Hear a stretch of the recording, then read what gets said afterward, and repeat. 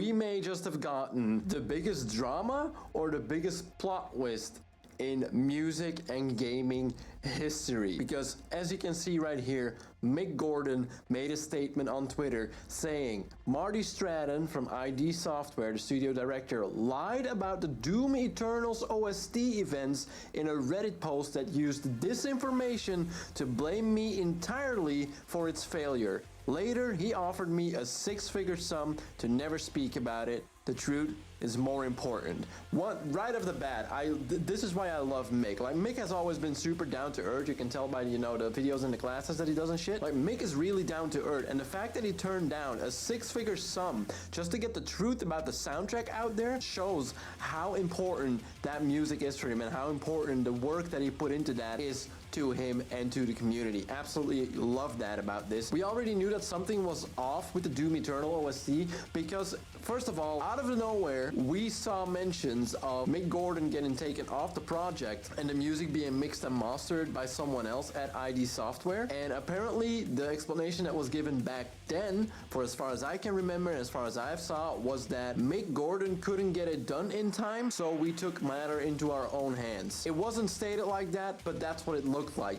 Now, to me, that raised a lot of questions because I've been following Mick for a very, very long time. He's a very big inspiration for me, and it's absolutely insane how much time and effort he puts into everything he does. The fact that you would take him off the soundtrack that made your previous game actually sell was such a weird decision for me. Mick made a full statement regarding Doom Eternal. We're gonna check it out. My full statement regarding Doom Eternal. Marty lied about the circumstances surrounding the Doom Eternal soundtrack and used disinformation and innuendo to blame me entirely for its failure. Afterwards, he offered me a six-figure settlement to never speak about it. As far as I'm concerned, the truth is more important. Marty's Reddit post severely impacted both my professional and personal reputation. In releasing the statement, I'm exercising my right to defend myself. It is a defense, not an unprovoked attack. I feel like that's very important that he clears that up.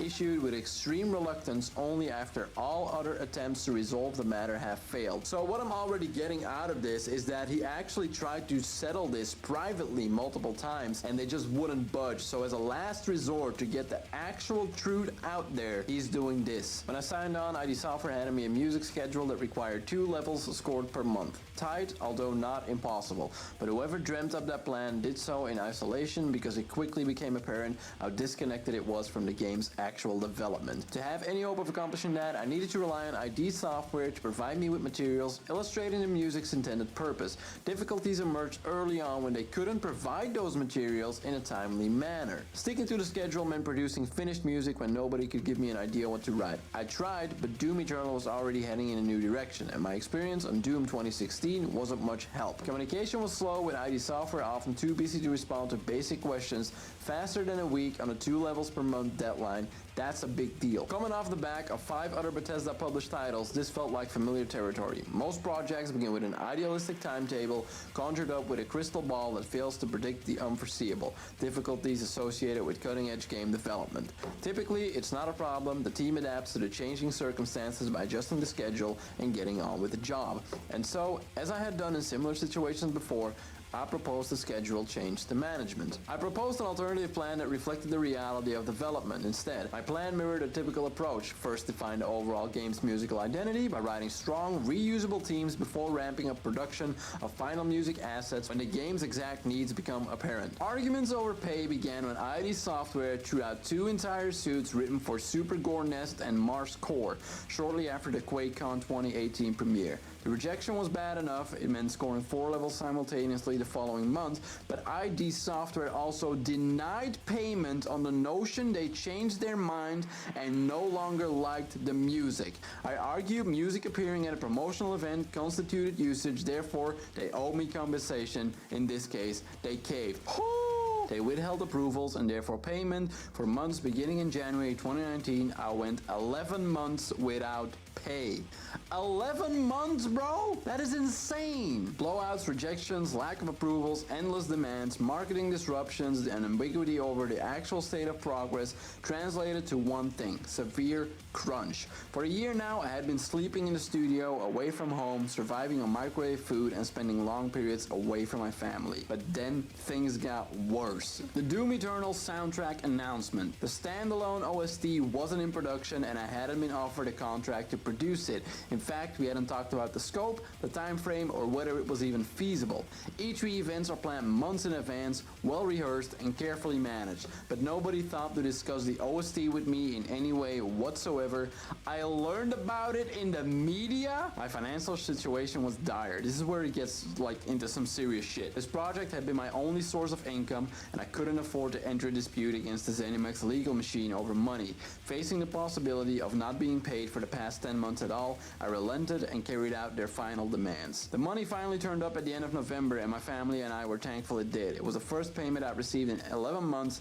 ID Software stopped talking to me, but the payment confirmed my role in the project had ended. ID Software went on to use nearly all the music, over double what they paid for. The Doom Eternal OST. Fan expectations for a worthy follow-up to the Doom 2016 OST were resting heavily on my shoulders, and I did not want the OST to be a catalyst for another botched pre-order story. Something needed to be done. Deciding on the content of Doom Eternal's OST was a crucial detail that needed to be written into the contract. I initially wanted the album to be similar in scope to my Doom 2016 OST. I proposed a comprehensive album of 30 tracks and a runtime of over 2 hours.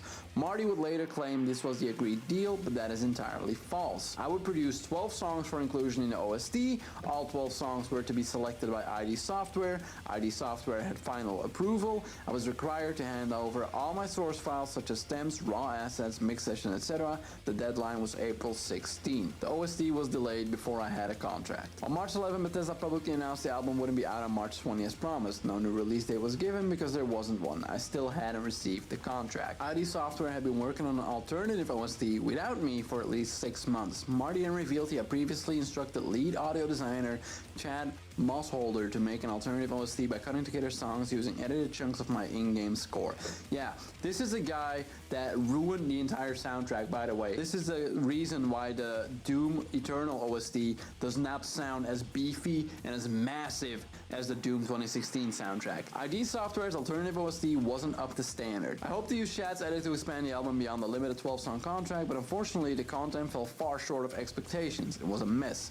The edits had been eyeballed in a slapdash way by copying audio files directly on top of each other without even a crossfade to cover the transition, resulting in clicks, pops, clipping, abrupt tempo changes, awkward gaps, and jarring transitions. Does this guy have any musical knowledge? I never heard the final version. The final album and its details were withheld from me, and I wasn't allowed to hear it before release. Of course not, because if you would have heard it before release, you would have said something, because it absolutely sucked. I was done, not just with the OST, but with ID Software too. I was just now becoming aware through game rip music popping up online of the sheer amount of unpaid music used in Doom Eternal. I just wanted to crash, but the situation was about to get worse. Hearing the album for the first time, my heart sank. Alongside my direct contributions were an additional 47 tracks made by poorly editing together bits and pieces taken from my in-game score. They exhibited the same thoughtless disregard for basic music fundamentals that plagued the preliminary edits ID Software showed me a week earlier. But in some cases, they'd actually been made worse. Majority had been made by stitching together multiple audio files without even a crossfade. Many of these splice points were made freehand, off-grid, leading to awkward transitions and abrupt tempo changes. One of the most successful songs from my Doom 2016 score, BFG Division, barely makes an appearance in Doom Eternal, but for some reason the song was butchered to make 3 tracks for the Doom Eternal OST. Track 24, You Can't Just Shoot a Hole into the Surface of Mars, starts with 2 separate sections playing directly on top of each other, but they're out of sync. I don't know how much I can show from that in a video, because I'm not gonna take a copyright claim for these fucking dickheads. So if there's no music in the video, just know that I've just checked it out, and what the fuck? Why this was included is beyond me. There's no excuse for these crappy edits. I deliver my music in a neatly packaged WYS file complete with tempo information and carefully crafted transitions designed to seamlessly react to the player's actions, something many reviewers mentioned.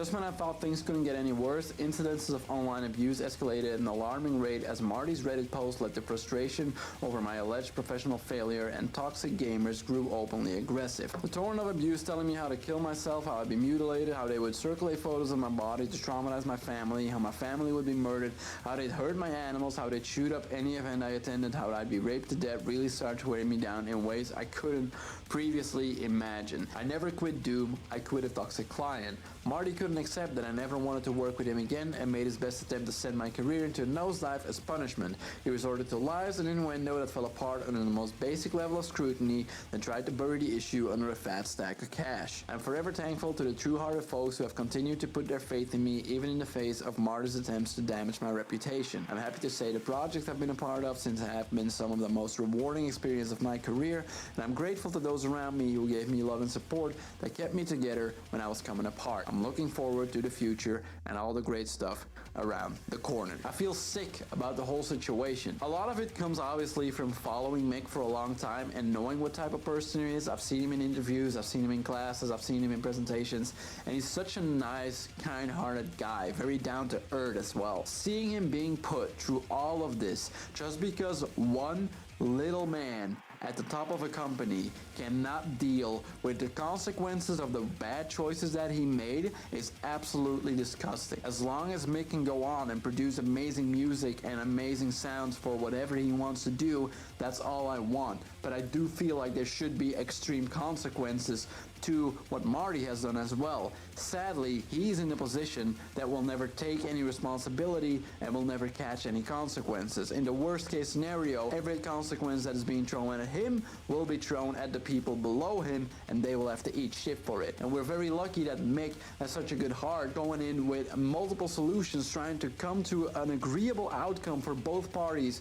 and still being shot against the wall. And now he's released this, the absolute true story of the Doom Eternal OST. Check out Mick and all the social media, his website, everything. That will also be linked in the description below. Thank you all for watching. I'll see you all in the next one.